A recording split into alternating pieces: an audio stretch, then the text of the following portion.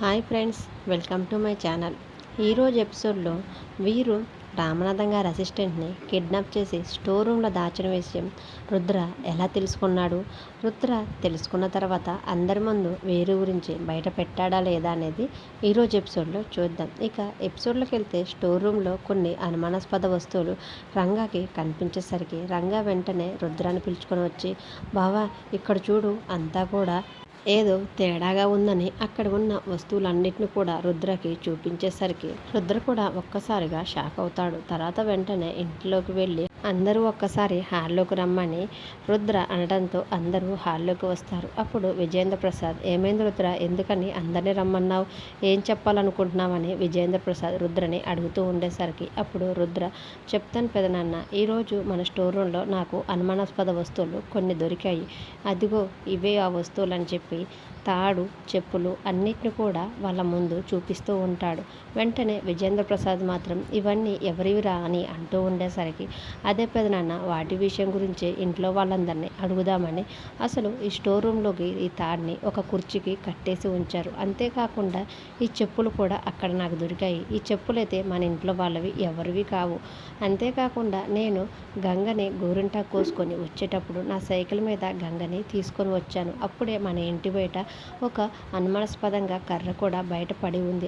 నేను దాన్ని అప్పుడంతగా పట్టించుకోలేదు. కాకపోతే ఇప్పుడు స్టోర్ రూమ్కి వెళ్ళి చూసినప్పుడు ఈ వస్తువులతో పాటు ఆ కర్ర కూడా చూశాను కదా, అంతే నాకిప్పుడు ఏదో ఇక్కడ జరగకూడనిది జరిగింది. ఎవరు ఏదో మనందరి మధ్యలో తెలియనిది దాస్తున్నారని నాకు అర్థమైంది అని రుద్ర ఇంట్లో వాళ్ళందరితో అంటూ ఉండేసరికి ఇషిక, రుద్ర చాలా టెన్షన్ పడుతూ ఉంటారు. ఎలాగోలా రామనాథం గారి పియ్యని వాడి గోల వదిలించుకొని ఎవరికి తెలియకుండా పంపించేశామనుకుంటే ఆ టెన్షన్లో ఈ వస్తువులన్నిటిని కూడా దాచిపెట్టి ఉంచటం మర్చిపోయాము.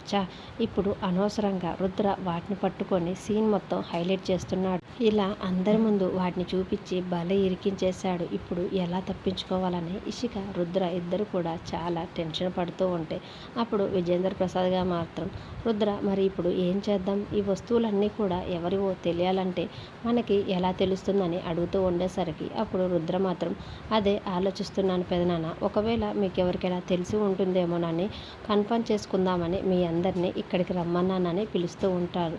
అప్పుడు వెంటనే విజేంద్ర ప్రసాద్తో పాటు అందరూ కూడా ఆ వస్తువులు మనవి కావు, అవి ఎక్కడి నుంచి వచ్చాయో ఎవరు పెట్టారో కూడా మాకు తెలియదు కదా అని రుద్రతోటి అందరూ కలిసి చెప్తూ ఉంటారు.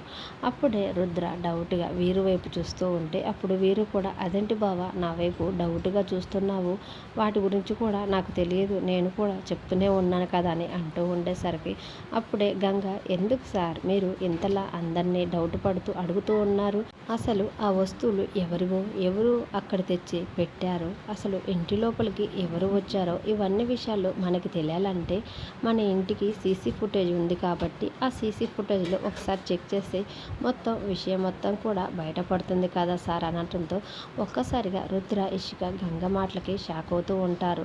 రుద్ర కూడా, ఎస్ కరెక్ట్గా నువ్వు చెప్పింది నిజమే, ఒకసారి మనం ఇంటి ముందు ఉన్న సీసీ ఫుటేజ్ చెక్ చేస్తే ఈ అనుమానాలన్నీ తీరిపోతాయి కదా అని అంటూ ఉంటే అప్పుడు విజేంద్ర ప్రసాద్ కూడా, మరి తెచ్చి చెక్ చేయరా, అసలు సీసీ ఫుటేజ్లో ఏముందో, ఎవరు వచ్చారో, ఎవరు ఇదంతా చేశారో మనకి క్లియర్గా అర్థమవుతుంది కదా అని అంటూ ఉంటే వెంటనే రుద్ర తన ల్యాప్టాప్లో ఇంటి ముందు ఉన్న సీసీ ఫుటేజ్ మొత్తం చెక్ చేస్తూ ఉంటారు. అలా ప్లే చేసే కొద్దీ ఒక్కసారిగా రుద్రకి ఇషికకి గుండె ఆగినంత పని అయిపోతుంది. చాలా టెన్షన్ పడుతూ ఉంటారు. ఇంట్లో వాళ్ళందరూ కూడా ల్యాప్టాప్లో చూస్తూ ఉంటారు, ఎవరు వచ్చారా, ఏమై ఉంటుందా అని చాలా ఆసక్తిగా వీడియోలో చూస్తూ ఉండేసరికి ఆ వీడియోలో మాత్రం జయ, ఇషిక ఇంటి బయటకు వచ్చి మాట్లాడుకుంటూ ఉండగా సడన్గా అప్పుడే రామనాథం గారి అసిస్టెంట్ గేట్ దగ్గర నుంచి రావటం ఇషిక చూసి టెన్షన్ పడటం, అయితే ఇషిక టెన్షన్ పడటం మాత్రమే వీడియోలో ప్లే అవుతూ ఉంటుంది. రామనాథం గారు అసిస్టెంట్ వచ్చిన వీడియో దగ్గర ఒక్కసారిగా ఏమి కనిపించకపోయేసరికి అందరూ చాలా టెన్షన్ పడుతూ ఉంటారు. అదేంటి ఇప్పటిదాకా ఇషిక, జయ ఇద్దరు కూడా కనిపించారు కదా, ఇప్పుడు తర్వాత ఫుటేజ్ మొత్తం ఏమీ లేకుండా బ్లాంక్గా వస్తుందేంటి అని అందరూ చాలా ఆసక్తిగా చూస్తూ ఉండేసరికి తర్వాత వీడియో ఎంత ప్లే చేసిన కాడి ఏమీ ప్లే కాకుండా బ్లాంక్గా ఉండిపోతుంది. అది చూసి వీరు, ఇషిక చాలా సంతోషపడిపోతూ ఉంటారు. వీరు తన మనసులో ఎంతగా నేను ఒకలా మర్చిపోయినా కానీ ఇష్క మాత్రం కరెక్ట్ టైంలో సీసీ ఫుటేజ్ డిలీట్ చేసి మంచి పని చేసింది. లేకపోతే ఈరోజు అందరి ముందు అడ్డంగా దొరికిపోయే వాళ్ళం అని అనుకుంటూ ఉంటుంటే అప్పుడు ఇష్క కూడా థ్యాంక్ గాడ్ బ్రో, చాలా మంచి పని చేశాడు. ఒక అడుగు ముందుకు వేసి ఆ సీసీ ఫుటేజ్ మొత్తం కూడా బ్రో మంచి టైంలో డిలీట్ చేశాడు. లేకపోతే ఇంట్లో అందరి ముందు చివాట్లు పడేదాన్ని అని తను కూడా చాలా సంతోషపడుతూ ఉంటే రుద్ర మాత్రం చాలా టెన్షన్గా ఫీల్ అవుతూ ఉంటాడు. తర్వాత ఫుటేజ్ మొత్తం ఎందుకని ప్లే అవ్వటం లేదు, అసలు ఏమై ఉంటుందని అనుకునే లోపల వెంటనే ఇంట్లో వాళ్ళందరూ కూడా ఇక్కడ ఏమీ ప్లే కావటం లేదు కదా అంటే ఇంట్లోకి ఎవరు రాలేదని క్లియర్గా అర్థమవుతుంది. లేకపోతే ఏమైనా సిగ్నల్ ప్రాబ్లం ఏమో, తర్వాత అందరం కలిసి మళ్ళీ ఒకసారి ట్రై చేద్దామని రుద్ర వాళ్ళందరితో అంటూ ఉండేసరికి ఇంట్లోకి అందరూ వెళ్ళిపోతూ ఉంటారు. అప్పుడే ఒక్కసారిగా వెళ్ళిపోబోతున్న వీరుని చూసి రుద్ర ఒక్కసారిగా ఆగు అని అనటంతో ఏమైంది బావ మళ్ళీ ఎందుకని ఆపుతున్నావంటే ఇప్పుడు ఇంట్లో జరిగిన ఏ విషయం గురించి నీకైతే ఏమాత్రం క్లారిటీ ఏమైనా ఉందా, నీకేమైనా తెలుసా అని పర్సనల్గా అడుగుతూ ఉండేసరికి అప్పుడు వీరు మాత్రం ఇందాకే చెప్పాను కదా బావ నాకేం తెలియదు అని మళ్ళీ ఎందుకని నన్ను అడుగుతున్నామంటే లేదు అందరిలో చెప్పడానికి ఏమైనా ఇబ్బంది పడ్డామేమో, నాతో పర్సనల్గా మాట్లాడతావేమోనని అలా అడిగానులే వీరు అంటే అలాంటిది ఏం లేదు బావ, అసలు అవన్నీ ఎక్కడి నుంచి వచ్చాయో ఏం జరిగిందో కూడా నాకు తెలియదు అని చెప్పేసి వీరు అక్కడి నుంచి వెళ్ళిపోతాడు. రుద్ర మాత్రం చాలా కోపంగా వీరు వైపు చూస్తూ ఉంటాడు. తర్వాత బయటకు వచ్చి ఇషిక వీరు ఇద్దరు కూడా ఏంటి బ్రో ఎంత మంచి పని చేసావు, సీసీ ఫుటేజ్ డిలీట్ చేసి నువ్వు ఎంత మంచి పని చేసావు తెలుసా అని అంటూ ఉండేసరికి వీరు ఇషిక మాటలకి ఒక్కసారిగా షాక్ అయి చూస్తూ ఉంటాడు. అదేంటి ఇషిక సీసీ ఫుటేజ్ నువ్వు కదా డిలీట్ చేసిందని వీరు అంటూ ఉంటే లేదు బ్రో నేను చేయలేదు, నువ్వే చేసావని కూడా నేను చాలా హ్యాపీగా ఫీల్ అవుతుంటే నువ్వేంటి బ్రో ఇలా అంటున్నావని ఇషిక వీరుతో అంటూ ఉంటుంది. లేదు ఇషిక నువ్వు డిలీట్ చేసావనుకొని నేను హ్యాపీగా ఫీల్ అవుతున్నాను, అయితే నువ్వు డిలీట్ చేయక నేను డిలీట్ చేయక ఫుటేజ్ ఎట్టిపోయిందంటావు అని వాళ్ళిద్దరు కూడా చాలా టెన్షన్ పడుతూ ఉండేసరికి అప్పుడే అక్కడికి ఒక్కసారిగా రుద్ర వస్తాడు. వచ్చిన రుద్రని చూసి ఇద్దరు షాక్ అవుతూ ఉంటారు. వెంటనే ఇష్క మాత్రం సరే బావగారు నేను వెళ్తున్నాను, ఇప్పటికే చాలా లేట్ అయిపోయింది కదా, బ్రోతో నార్మల్గా మాట్లాడడానికి ఇక్కడికి వచ్చానని రుద్ర అడగబోయే లోపల ఇష్క అవన్నీ చెప్పేసి అక్కడి నుంచి వెళ్ళిపోతుంది. తర్వాత రుద్ర వీరుతోటి మాట్లాడుతూ ఉంటాడు. ఏంటి ఎందుకే ఇందాక ఏమీ తెలియదన్నా ఇప్పుడు చూస్తూనేమో బయటకు వచ్చి మరి టెన్షన్ పడుతున్నావు, ఏమై ఉంటుంది అని అంటూ ఉంటే ఏం లేదు బావ నార్మల్గా బయటకు వచ్చానని వీరు అంటూ ఉంటాడు. నార్మల్గా బయటకు వచ్చావా లేకపోతే టెన్షన్ తట్టుకోలేక రిలాక్స్ అవుదని బయటకు వచ్చావా అని రుద్ర అంటూ ఉండేసరికి అదేంటి బావా అని అంటూ ఉంటాడు.